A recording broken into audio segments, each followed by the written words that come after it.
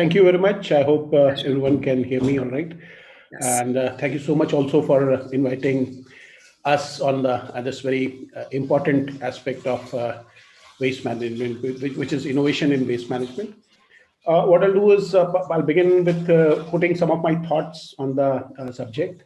And of course, I mean, raising some challenges, and then I'll give the platform to our very eminent speakers on providing their thoughts and say we have around 40 minutes in the session, so maybe 7 to 8, 9 minutes, and on the process of innovation, creating innovation and waste management.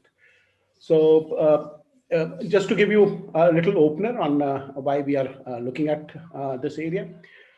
Concept of waste management, if you look at the historical evolution of waste management, it has been evolving, and from the very initial beginning, the emphasis was on health concerns. And that is why in many city corporations, you initially find that they were mostly health officers who were dealing with waste management. The focus subsequently shifted also to realization that improper waste management also causes a lot of pollution, in addition to health hazard. So focus also shifted to pollution prevention, and gradually there was a realization, which is why we are expressing our concerns and issues in this panel. There was a realization that resource recovery is also possible from waste material, because what we discard has some intrinsic value, maybe not to us, a first user, but when we discard it, it has some value which can be derived from it. So the focus gradually also shifted on resource recovery. And finally, what we're seeing is in process of resource recovery and recycling, we are also looking at climate co-benefits in terms of GHG emission mitigation from waste management services, and also closing the material loop in terms of resource recovery and recycling, adopting circular economy principles, which are now being globally adopted by countries. And when you look at resource recovery and recycling, it is also estimated by global waste management companies that recycling and resource recovery has immense value in terms of recovery of resources. And it's estimated that it is possible globally to recover around 3 billion euros in terms of resource recovery from waste. So it's a serious major issue in terms of finances which are to be gained from proper resource recovery. And then there are societies, when we talk of circular economy, there are societies which have been consciously moving from linear economy, which is take resource from nature, produce and dispose at the end of life, to circular economy, keeping the material in resource recovery recycling loop as long as possible, and ensuring the minimum goes to the landfill for disposal, and thus aspiring to ensure zero waste to landfill, which is what most of the cities should now aspire. But there are challenges, and there are challenges in recycling. For example, when you recycle and make recycled products, a market for recycled products, many times there are challenges in selling those products. So what kind of environment and facilities on the policy front one should have? Conflict between waste reduction strategies and recycling, because if you recycle, then you essentially are not looking at waste reduction. And conflict between, many times in many countries, there is undue emphasis on waste to energy. So sometimes waste to energy and recycling are in conflict because they also bid for same material for processing. So with this opening remarks, I close my remarks and invite my fellow panelists to provide their views. As I said, then maybe 7 to 8 minutes, and on the issues which we have discussed so far. And what I'll do is I'll keep the same sequence which is given to me. And we'll start with Mr. Pratap Raju, founding member, Climate Collectives. So, Mr. Raju, the floor is yours. Right, thank you. Thank you very much. And thank you for this opportunity to speak to everyone here. this panel is reaching out to. I've been involved in supporting clean tech startups since 2016, although I've been a clean tech entrepreneur for about 12 years now. And I've seen something amazing. In 2016, we ran our first solar hackathon. It was very quiet days back then in terms of innovation from the startup world. Maybe there was 200, 300 startups, maybe in India at the time. Nothing much. 2017, pretty much quiet days as well. Something started happening in 2018. There's been an explosion of startups on the ground. We see some great startups here as well. Of course, who'll speak after me. And it's across the board. Ourselves in our programs, accelerators, we've had about 640 clean tech startups. And that's pretty scalable, but that's also reflective of what's happened in a very short amount of time. In fact, we're running 9 clean tech programs currently as we speak. And especially compared to 15 years ago, where it was really focused on new energy sources, et cetera, it's been broad-based. From 2017-18, where most of our startups were energy and EVs, 2019 onwards, it's been circular economy. And it's continuing to grow. And there's many reasons for that. One is the complexity of the term circular economy. It can hit practically every industry. There's different kinds of waste. There's impacts of it. There's a lot of considerations of circular economy around even design, reuse economy, et cetera. And this is reflective of these startups on the ground as well. When you're trying to solve a problem in circular economy, you're solving a large problem.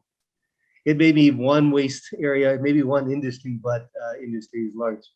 And this is quite exciting because it gives a lot of opportunities for many entrepreneurs.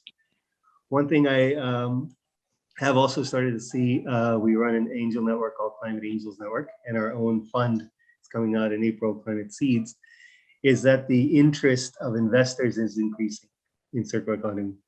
Now, we may know, but maybe to share with the wider audience, the investment in clean tech startups over the last 8 years has been astounding increase from $400 million per year in 2013 to $60 billion this past year. Over 100 times increase in a short amount of time, unexpected by almost anyone. India, of course, we haven't seen as big numbers, but it's growing fast. We did a report in September with IIIC on investing in early stage clean tech startups. It's increased as well on a 70% plus year-on-year basis as well. There is a large focus on areas like on sustainable mobility in particular. But I think when I talk to a lot of investors, the interest is increasingly also on circular economy. Now, the challenges we can touch upon later on with the rest of the audience and panel here is how to make this happen. Where do we find those, how do we aggregate demand? These are kind of steps that would help startups immensely, as well as industry as well. So I'm going to leave it at that, just to summarize that something amazing is happening on the ground here with the entrepreneurs that we work with and other entrepreneurs on the ground. And we do hope that this is something transformative in the next few years. Thank you for your initial thoughts, Mr. Raju. It's interesting to know that circular economy is now being mainstreamed as a business sense. And also more and more startups are looking at the issues of circular economy. Government of India also interestingly is linking resource efficiency because there's a realization that manufacturing processes still have a lot of resource efficiency to achieve in terms of utilizing the raw materials better and better, so that less and less waste is produced. So from these few words, I'll move on to our next speaker of the session, Mr. Rahul Nanani, co-founder and CEO of Recircle. So Mr. Rahul, the floor is yours for next 6 to 8 minutes. Sure. Great. Thank you, Sunilji, for having me on this panel and giving me this opportunity to interact with being a part of this great eminent panel of people that are doing great work. I tried to look up on everybody at what they are doing, and it was really interesting. Some of y'all I have been following, but some of y'all, the work that everybody's doing is pretty interesting. And we launched our company in 2015. And the first couple of years for us was, trying to find the right space in the market. And back when we launched in 2015, it was honestly a big struggle when firstly, waste was something that nobody wanted to talk about. May it be consumers, may it be businesses, and we were actually struggling to find a market space where we could actually, get people to understand that, managing your waste was important. But over the last 6 years that we've been in this space, we've seen the industry grow as much because the initial years there were barely any startups. I think I reckon with Mr. Pratap as well, where 2015-16 there were barely any people in the space. There were few small companies that were doing their work, but unfortunately, in the first couple of years, back, the people that were there, they also died out because probably lack of business or lack of funding or lack of actually finding the space in the sector itself. But since 2018, once the policy for plastic waste management has come up in 2016, as well as the EPR obligation has come up, we've seen that the number of players in the space has grown so exponentially, and also funding coming in the sector, which is most interesting. Where 2016-17 there was actually nobody looking at this space, but now we're seeing large deals that are being cracked by large major VCs, and seeing the traction that's coming in this space. Which has been very interesting, and that's the growth space that we've been seeing the entire industry grow at. And what's interesting is that what started from a waste management sector now has moved to a circular economy space, where everybody not considering this as waste, which rightly should. It is a resource at the end of it, and it's not just recycling where it is limited to. But also, so much innovation in terms of refillable models, business models that have come up, which were not even thought about earlier, and now are going to become more mainstream. So a lot of innovation in the refill space, a lot of innovation that we have seen in even the recycling technology. So the bigger challenge with the low value recyclables that we see, which is polluting our areas, there's a lot of innovation in terms of figuring out what are the new technologies that can actually manage this waste, and then also replacement, because at the end of it, what we see is substitutes for plastics with bagasse and other ways that we can actually substitute that with other alternatives, which has been exponentially growing over the last 3 years. And for us, what has been interesting is that not everyone, but we've seen a lot of players actually collaborating with each other, because I believe that the space, there's not going to be one person that can actually solve the entire issue. Whereas we see that the refillable, the recyclers, and as well as the waste recovery or resource recovery enterprises working together and collaborating is where we see the bigger goal of managing our waste being solved. So along with, of course, innovation, we also see the collaborative effort that's come together, where from a space where there was absolutely no business demand, now there are actually companies coming to us and asking us for solutions. And at the same time, different organizations, different startups in the space actually coming and working together towards solving this massive waste problem that we have, not just in our country, but globally as well. So that's been our journey over the last 6 years. And I'm pretty hopeful that with the trend that this space the sector is going through, there's a lot more. Of course, we're at the early stage of where the innovation has just started. But definitely seeing that there will be a bigger growth trend in terms of more innovation that's going to come along. So yeah, thank you for the space, for the time. I'll stop here and let the other panelists put in their words. Thank you. Thank you, Rahul. Very interesting remarks. And also what was very interesting was that there's suddenly a movement towards looking at alternatives in plastics space when packaging is concerned, because we had a big concern that so much of our manufacturing facilities being engaged, and especially small, medium, and micro enterprises in producing such flexible packaging materials. Would it be easy, and would markets allow for us to look at alternate packaging, which is actually global call, and whether we want or we don't want, we need to basically move in their direction. So I'm happy that startups are seriously looking at these issues and seriously looking at making business sense out of some of these alternative packaging solutions. So our next speaker is Mr. Mukul Sareen, Director the DR by High Tech International. So I'll ask Mr. Mukul Sareen to present his views on the subject, innovation in waste management. Yeah, good afternoon. I'm Mukul Sareen from Dr. Bio, and thank you for adding me on to the panel today. So, very rightly said that we have to look at alternate technologies, value the alternate technologies that are coming up for plastic waste management. So, if you look at the global plastic scenario, there's almost around 380 million tons of waste that is generated, or rather the plastic that is generated.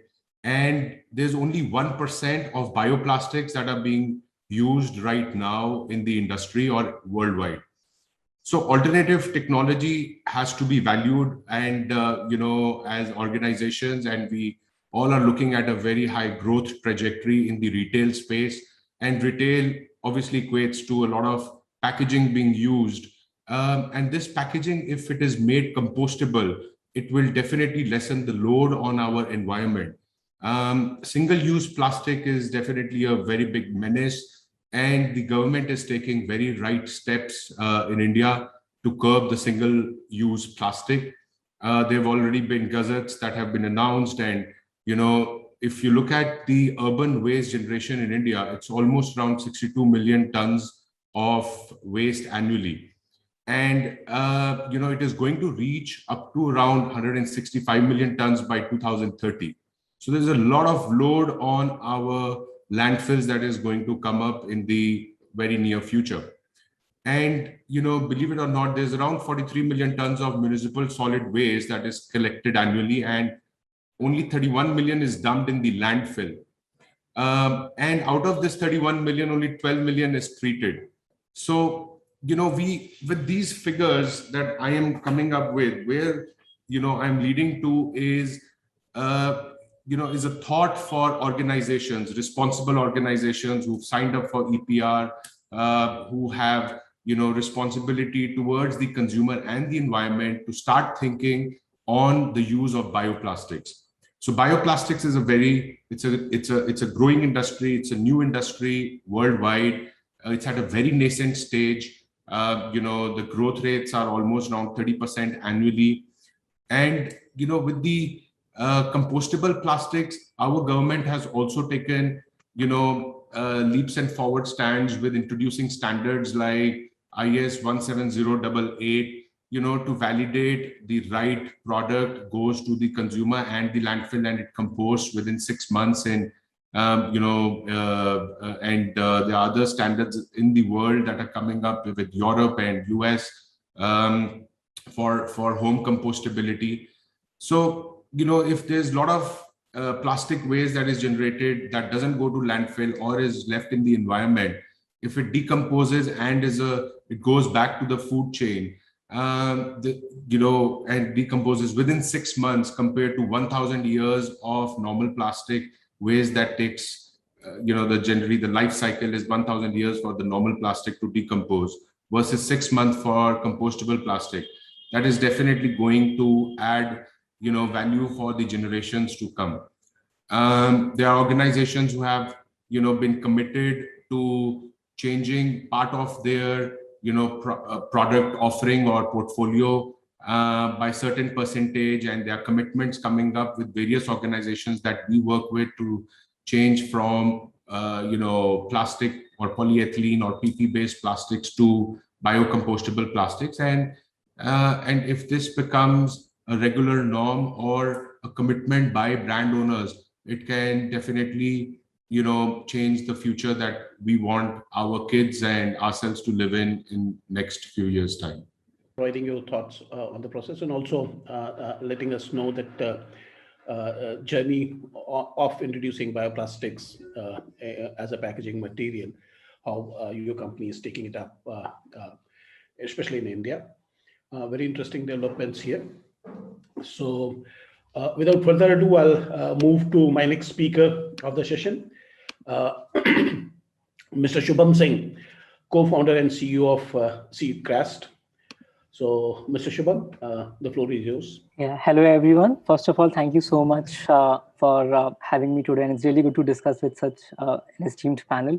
And really good to see Pratap, because CRAST has been a part of Climate Collective, and it's an amazing community of people, especially a lot of startups, like working together on waste management sites. Really good to see you, Pratap, finally.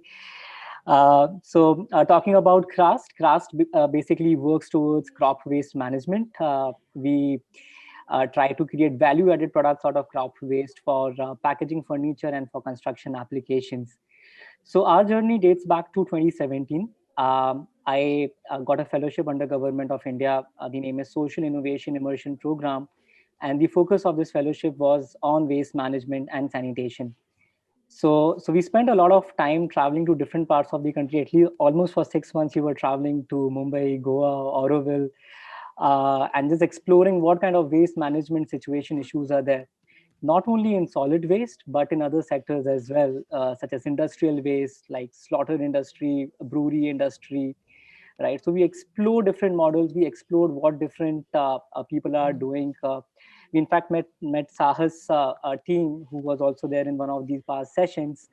We also saw that how some of the models, especially government-run companies, are reclaiming the landfills.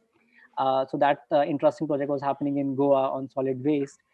So the whole objective of this immersion was to, identify the problems. What are the pain points which, through innovation and through technology, entrepreneurs can take up. So being a chemical engineer, I decided to take up and start working on crop waste management. In my master's, I had some experience at Imperial. And for me, crop waste was not a waste, because using crop waste, we can create so many value-added chemicals as well, reducing our dependence on crude-based materials. So I was like quite astonished that why farmers in India are burning the crop waste when there is so much of potential using this material. And this fellowship helped me to further understand and dig deeper into the pain points. What we got to know was that our competition is with a matchbox, which is fastest and the easiest option for the farmers to get rid of the stubble.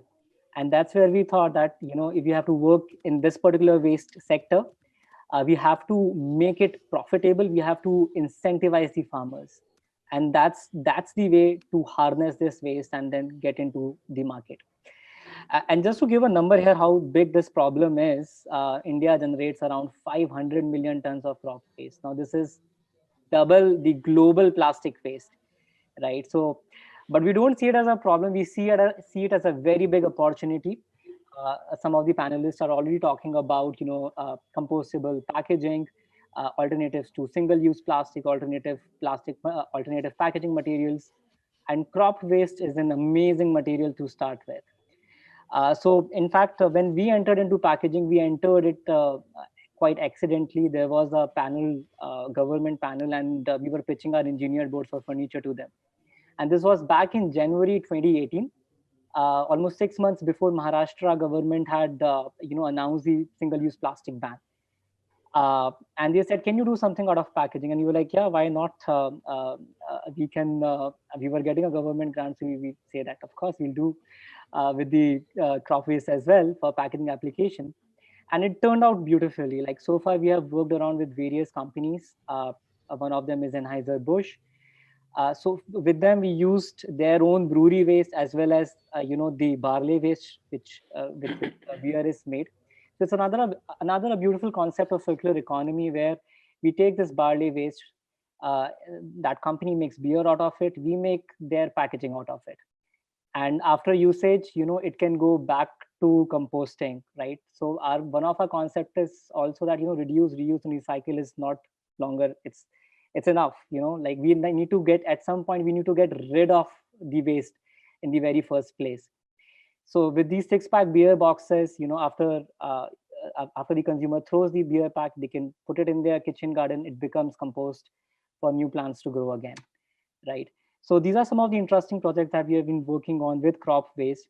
And Rahul was also mentioning about, how different companies also coming together, collaborating on different farms. One of our early adopters, in fact, have been startups. And one of our faster, products from lab to market have been with startups, in fact. I'll give you one more example of a very niche waste, which is sanitary pads. And so there's another company in our in our neighborhood in Pune, PadCare, they disinfect the sanitary pads. We get it from them, and we make the certificates which are made of these discarded sanitary pads, disinfected sanitary pads for them. And now again, we are very soon, we are also scaling up this process for making certificates, and we'll be expanding to calendars and other stationery products. So for us, it has been a very beautiful, way to collaborate with different stakeholders, be it the large companies like Anheuser-Busch, or startups like PadCare, working very closely with the government to take their feedback and also what government needs, right? We also know that this year government has plans to impose a national ban on single-use plastic on certain articles. So for a startup, it is a fantastic time to grab this opportunity by horns and then do something. The government has, this is the era, as Rahul was saying. So I think with these thoughts, I'll pass on to the next. Thank you, Shubham, for providing very exciting.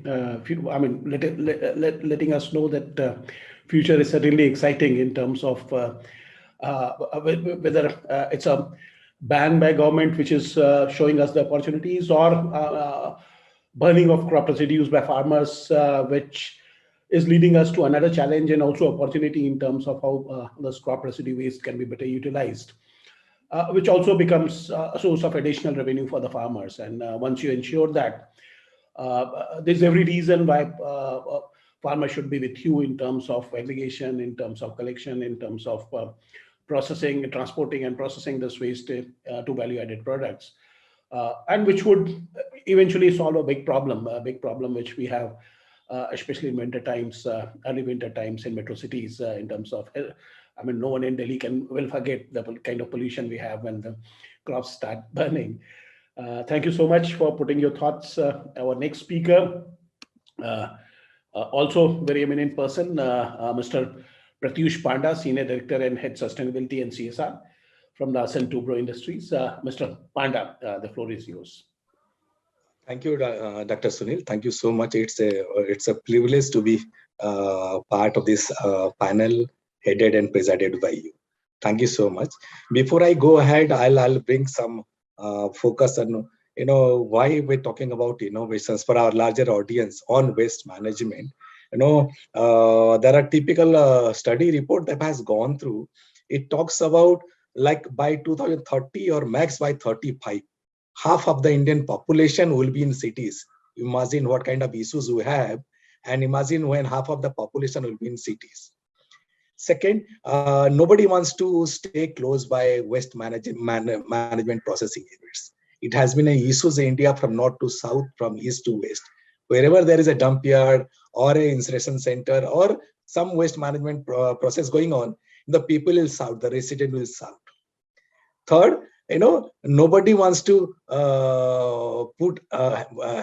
get their hand that dirty on this work. Normally, people wants to avoid doing it directly, human interface and all. And then waste has no dignity in India.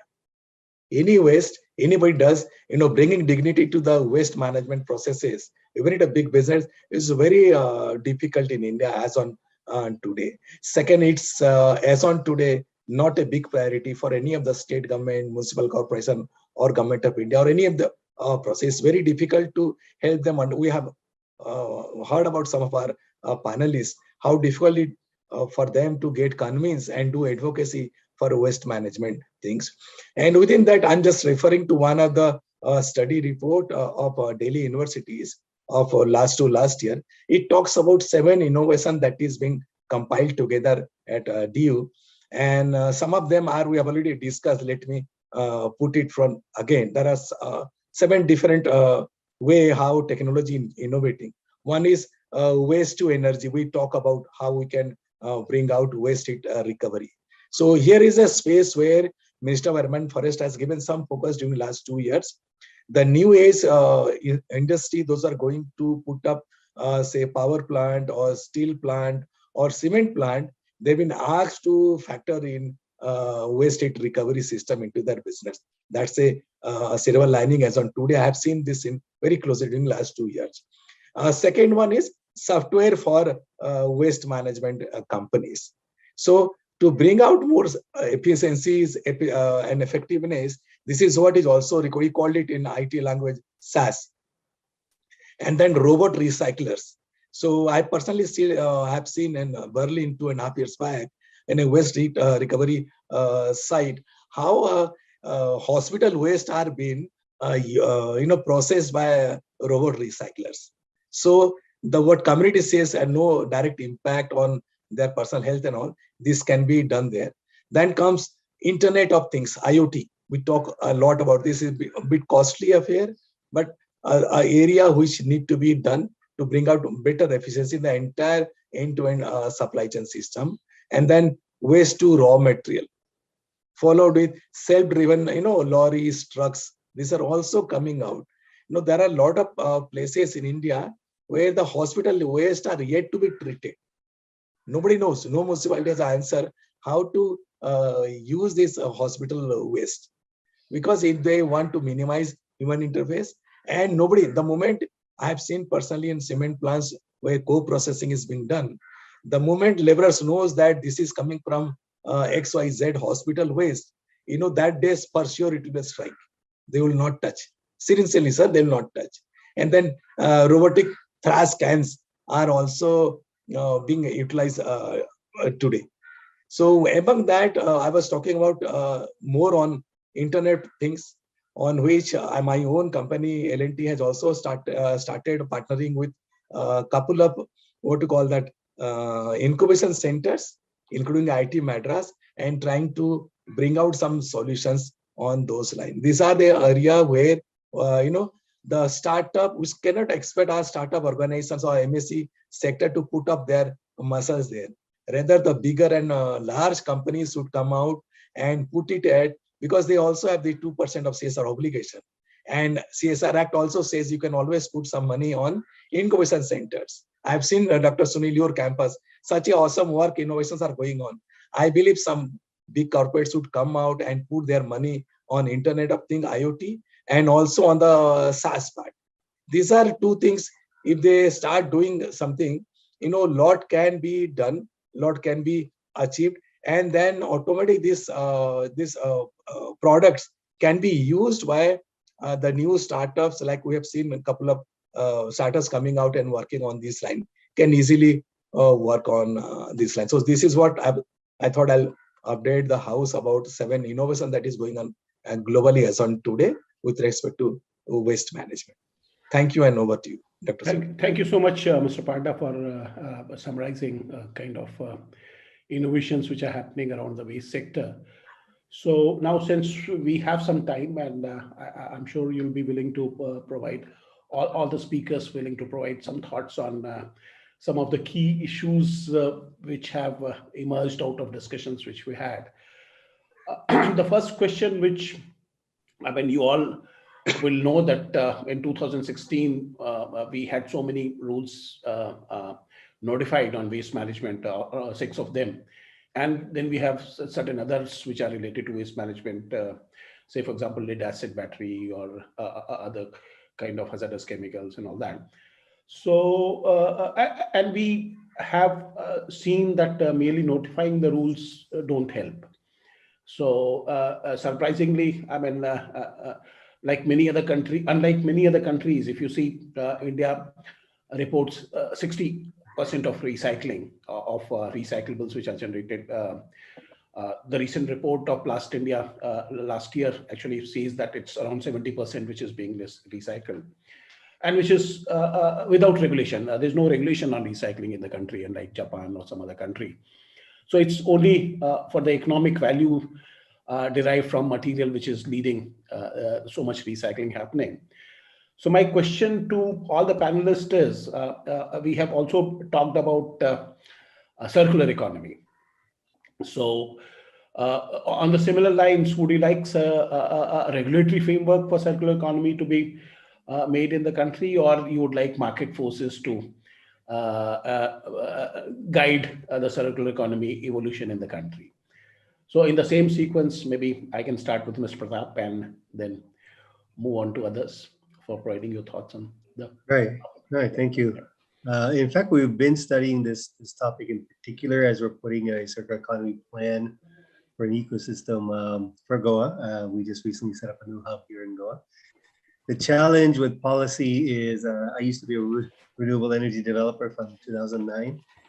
And we've had these amazing policies on RECs, renewable energy certificates, and RPOs back then that never moved the market as much as the actual market forces. That doesn't mean that it can't. Maybe that's an example of an industry and maybe it could work in circular economy. One of our theory of change, or at least the strategy behind our theory of change, is that if we can connect innovation to industry, our view is that for many industries, they do want to pilot new solutions. Now, maybe policy can support this, maybe even consumer awareness can support this, but in many specific sectors, the availability of options is the key here. And that's a hard challenge for many startups. Now, you'll see in a lot of, Mr. Panna may even have more experience here, know that oftentimes across industry, you have really small teams that are looking at innovation. Sometimes it's a second job, as part of R&D and innovation to look at startups. No one has, very few have a good open innovation separate team yet. It's coming because we see the changes happening as the interest in startups. So if we can build bridges between startups to industry in those areas where industries act already looking. I'll give an example outside of waste because it's pretty cool. Is we have this thing called science-based targets. Many leading corporates have expressed interest in this, is what I've understood through some research work, some nonprofits. One of the key challenges for many corporates to sign up is the lack of options. They don't want to fail at it, but they are aligned with it. And I think the same is true in many aspects of circular economy as well, is when corporates actually come to us and ask us for solutions.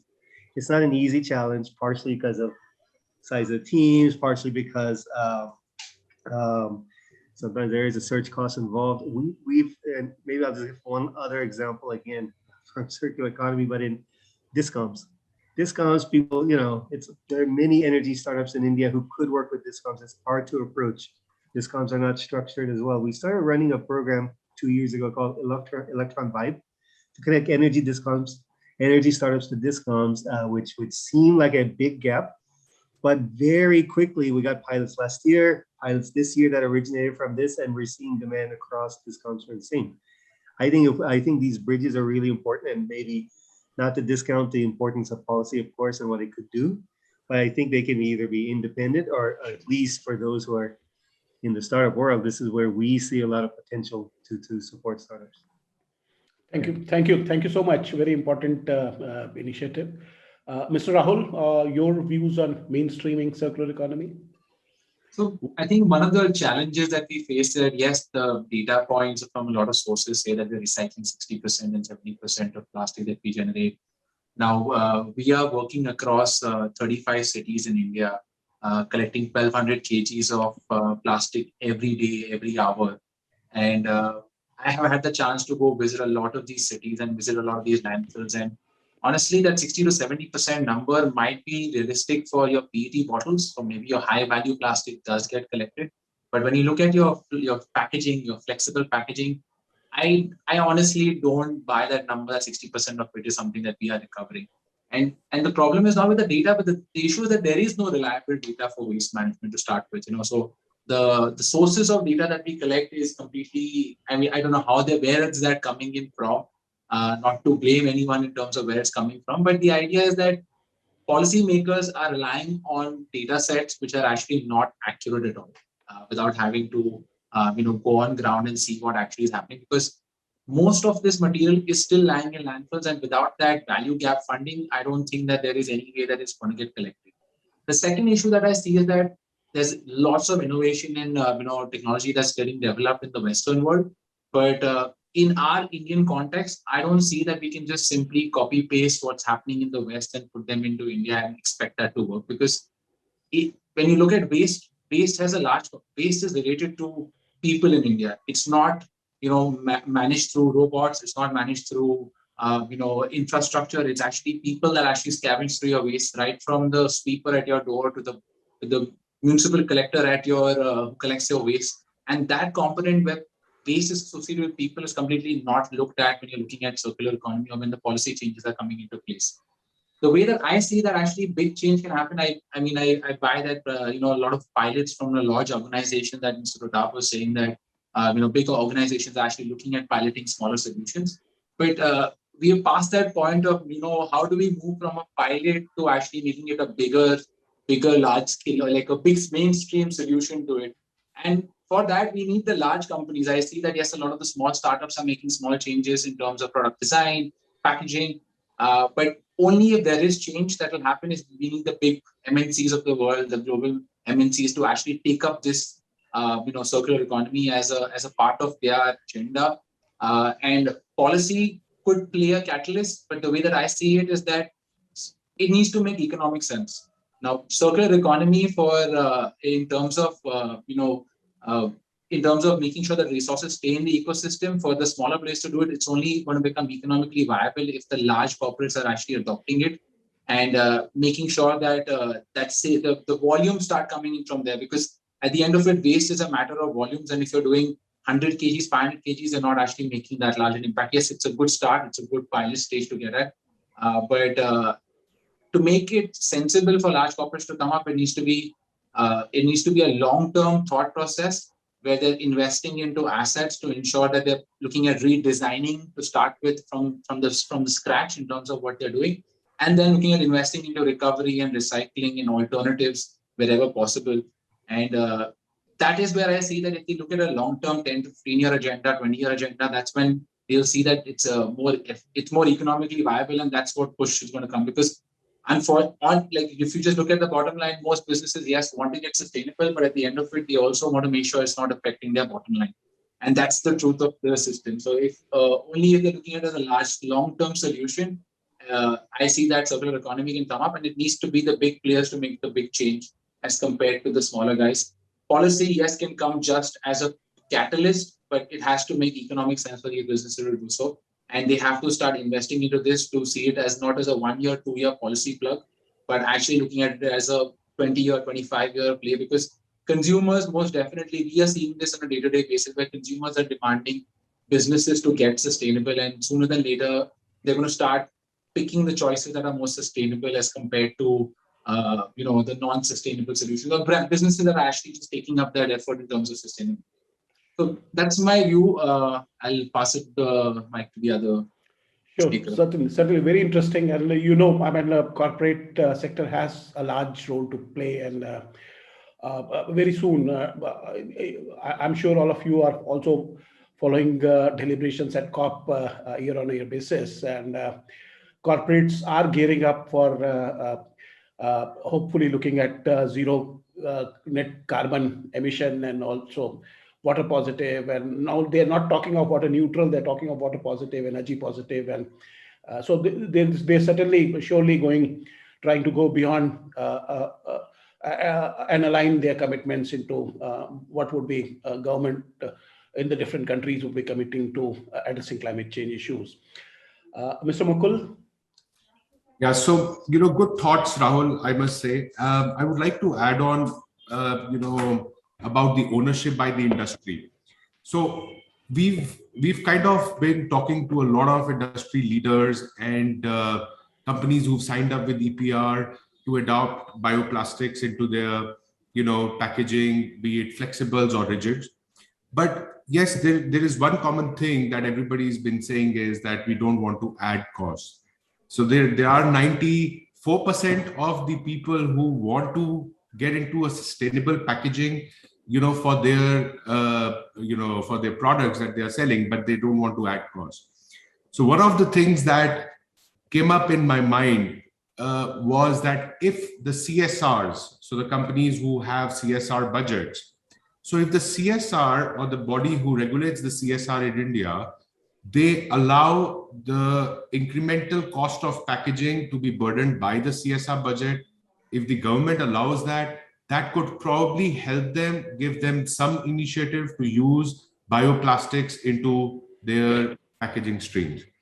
So, there's no such provision right now in CSR as we speak.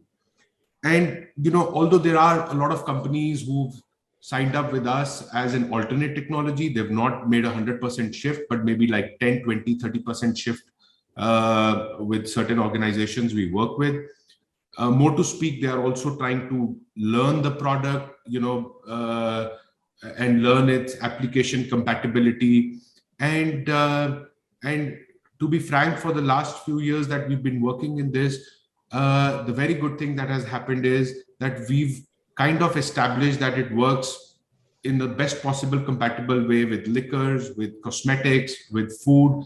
And bioplastics are as good and safe for use compared to the normal old conventional plastics. And there is surely a very good way to engage the top organizations who are the bulk of users of packaging, whether it is industrial or retail, or if they sign up and they commit to a pledge to be a more active part other than the EPR activities they are doing. So one of the things that Government of India has done is they've taken off the bioplastics from the EPR in the Gazette, as you might be aware. And if they take up this as a percentage of their total consumption, this could help in the compostable plastic industry and establishing it as an alternate way going forward. Sure. Thank you, Mukul, for putting your views and also hard selling bioplastics as a packaging material. It's certainly a very interesting application, and I'm sure the industry would look at very seriously the options which are offered and advantages which are offered in a packaging which will degrade once it's let out in the environment. Yeah, just to add on this, as Dr. Bio, as Dr. Bio, we are also making biopolymers, which can be used by various organizations who've been into conventional plastic manufacturing, and they can utilize the polymers in their local industry. Sure. In various applications. So, Shubham, your views on mainstreaming circular economy? Yeah.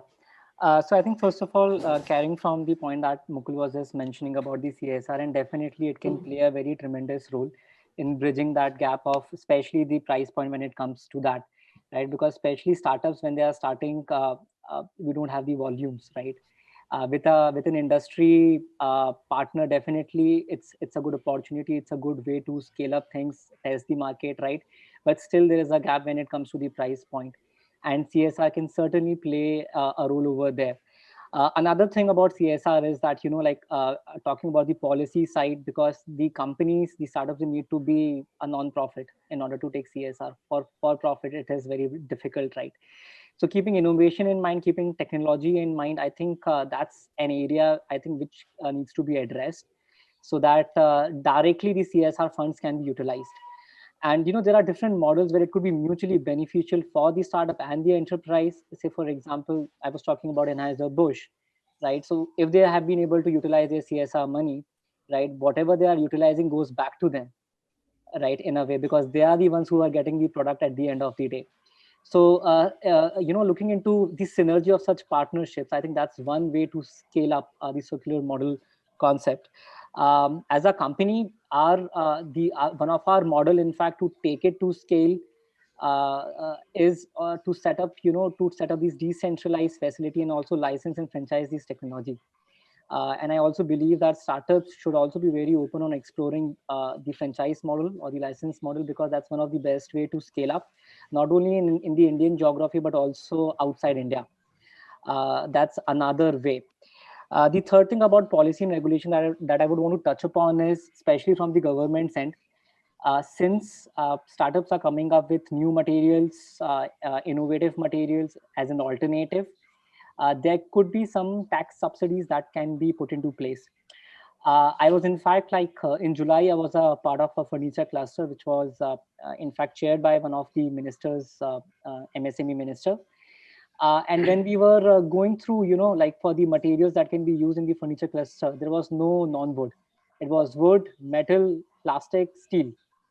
And then we realized that, okay, we have an alternative material, but it is not even a part of the government policy for that cluster, right? So so that was another gap that we noticed. And since these materials, like talking about crop waste, we don't need to cut trees. It's not plastic, it is compostable, right? So such innovative materials can have a component of subsidy from the government, right? Maybe 12% GST or lower as compared to 18% GST, which can be beneficial when such products are brought to the market, so that the end consumer will be like, okay, इसमें GST कम है, so that there is an advantage to the end customer. Sure. Thank you. Thank you so much. Key message here is once we come out with viable alternative material with proven life cost impact, lesser impact, agencies like BIS should pick up that material and produce, come out with standards which can promote sale of such materials, and so that they become approved material for government or I mean other vendors to basically prescribe to that.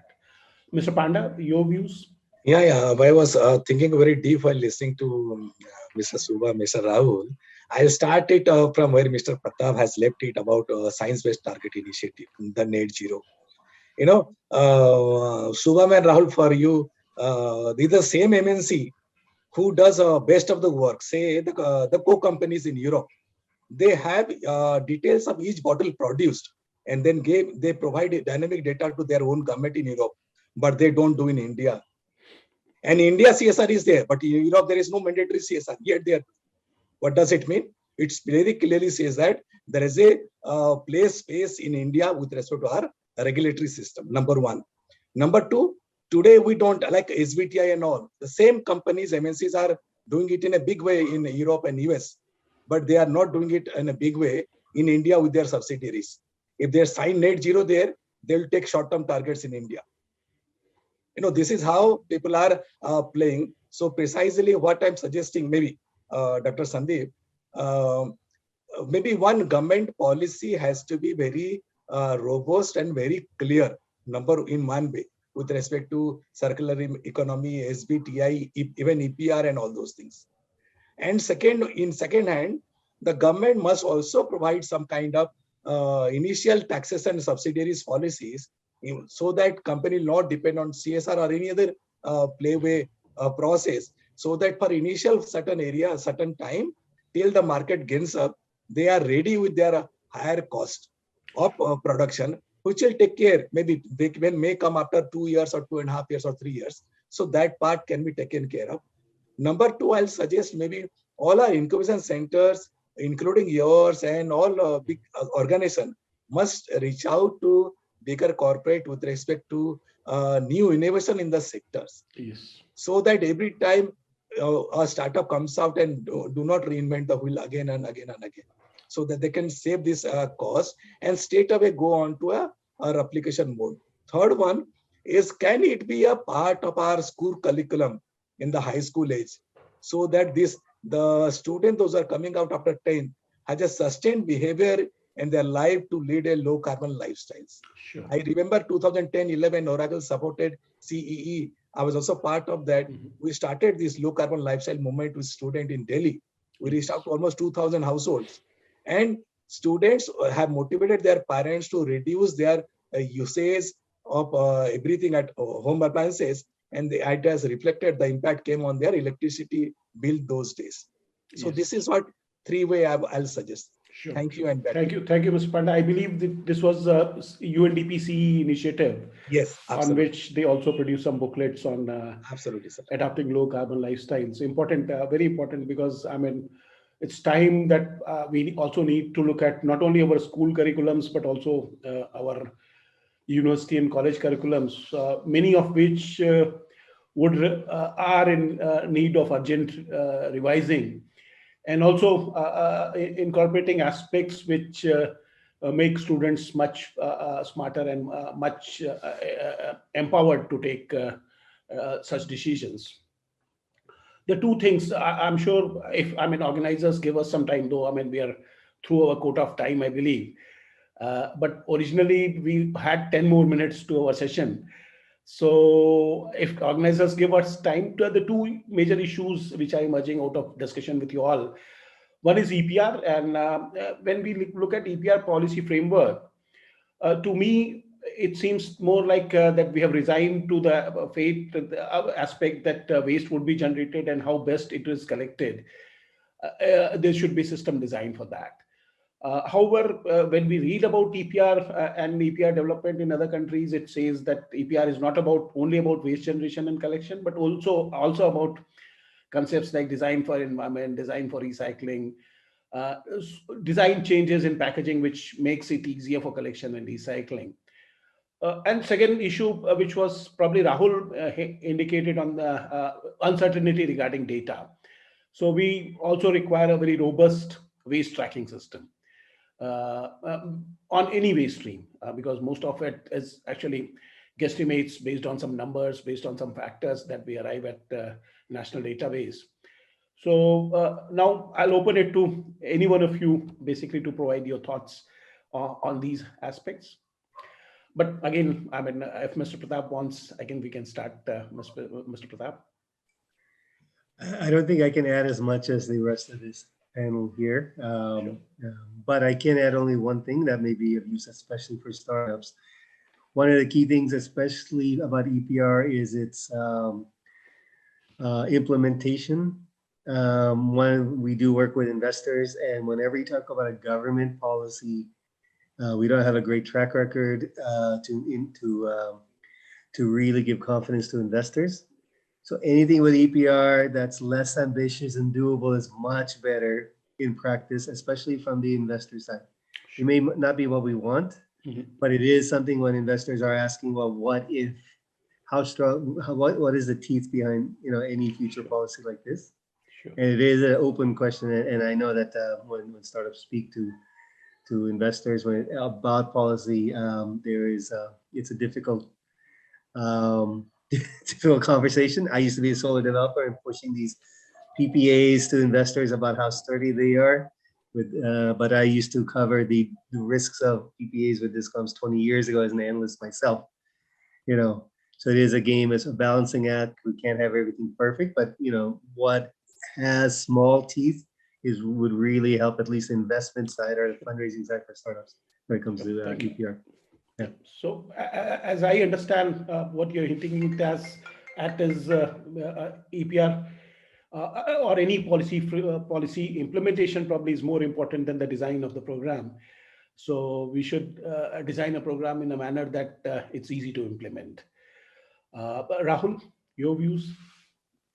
Yeah, so we've been actually actively working in the space of EPR, tracking the policy since 2016. Since the first draft actually came out and then got implemented in 2018. And we've been seeing the evolution of the policy every 6 months, 9 months. And of course, in the initial few drafts that came out, there was a lot of ambiguity in terms of what exactly is expected out of the people to do. But the way that I see it is definitely moving towards the right direction. I mean, the latest draft that has come out in 2020, November or December, has not just kept the component of recovering the amount of plastic, but also putting application of using recycled component in their packaging, setting up targets from 2024 onwards. So it's certainly moving in the right direction. We are working with large FMCGs like Unilever, Marico, Coca-Cola, Starbucks on their implementation. So yes, there is definitely action that's taking place. Combined with the global commitments that these large organizations have made, the EPR policy actually acted as a catalyst to get things moving in our country as compared to doing it somewhere else, as they also have this compliance that need to be done. It's not still foolproof. There's still a lot of ambiguity. There's a lot of there's less room for innovation. I would say it's still more driven by municipalities, where municipalities are actually not managing that much waste. What about the recyclable component? So I still see there's a long way in terms of the policy to get streamlined. And the way that I'm seeing it is that CSR took about 10 years to get fully, the CSR policy took about 10 years to get fully concretized, where it's now become a way where it's still a lot more clearer as compared to the first draft that came in.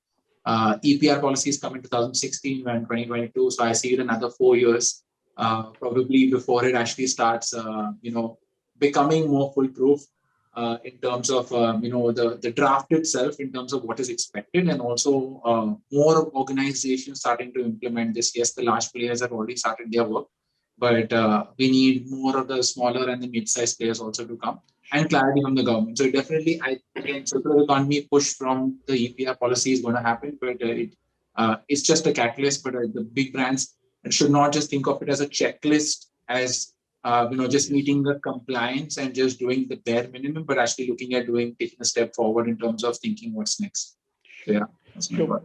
Very important key message which I take from here is basically EPR. Through EPR, one should look at joint implementation model where companies, brand owners, or producers, manufacturers, through their PROs work very creatively with the urban local bodies. And you already have told us that urban local bodies are struggling to provide some of these very basic services, largely because of either lack of technical resources or financial resources. So a very important issue. Mr. Mukul? So I believe there's a lot of work that still needs to be done in EPR. Although we were one of the lead economies in the world to start the EPR back in 2016, and the European Union and America still, at the time, did not have a framework as good as us back in the day. But, it has not fast-tracked so fast. I think, for instance, we have only 450 or 500 odd companies registered in EPR, and that's a minuscule number. So there should be more enrollment in the EPR. There should be more enforcement of it should not be considered as a burden, but it should be an opportunity for the organizations to show their responsibility. It should be a responsible statement rather than a burden statement, Yes. And it should be pitched and marketed in a way by the government. So it should not become a burden statement, but a responsible statement. And the organization should also sign up more and more. The 500 number is not a really good number for a country like us that is disposing so much of plastic waste, and it is going to go triple by 2030. Moreover, there are a lot of different areas which are not covered in EPR. For instance, laminated papers. So laminated papers, there's a problem with recycling of laminated papers. European Union has already introduced, certain laws where recycling of laminated papers is a challenge, and anything with a code number 7, which is multi-materials lamination, like BOPP with polyethylene and PET with polyethylene, etc. It raises a red alarm. So, there are frameworks that need to be, revisited more and more. Basically, we probably may have to refer back to what the other countries are doing, and also not only involve associations of the industry or brand owners, but also alternate industries as well, and which I'm sure government is doing, but probably it needs to be relooked upon at. Sure. Very important. Thank you so much. Mr. Shubham, very quickly. Yeah, so I'm not much aware about what EPR regulations are there, especially for the compostable materials, which just goes back to the earth, and there's no liability for the manufacturers to get it back. But I do wonder about what happens, especially with other kinds of waste, especially what Pratap was mentioning about implementation. I think that's a very big challenge. Because from the consumer's endpoint also, if they're not segregating the waste, if that is not happening in between, right? And I don't know how it will work. It's just going to be a nightmare for the manufacturers to take that responsibility. So there has to be some kind of mechanism to, for this to work.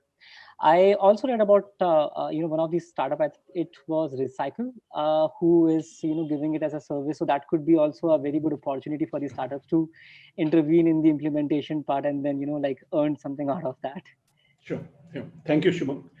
Mr. Panda. Sorry, Mr. Panda. Yes, maybe 3-4 things I can talk about here. On EPR, the one of the major challenges is 90% of our waste is managed by informal sector, Yes. even 10%. But the biggest challenge. Second biggest challenge, if you look at entire life cycle approach, the infrastructure is not at all adequate. You take the best examples of Yes. Delhi, Bombay, forget about rest. These are two major things. Third is, there is no lack of, there is 100% lack of enforcement by the state authorities. Sure.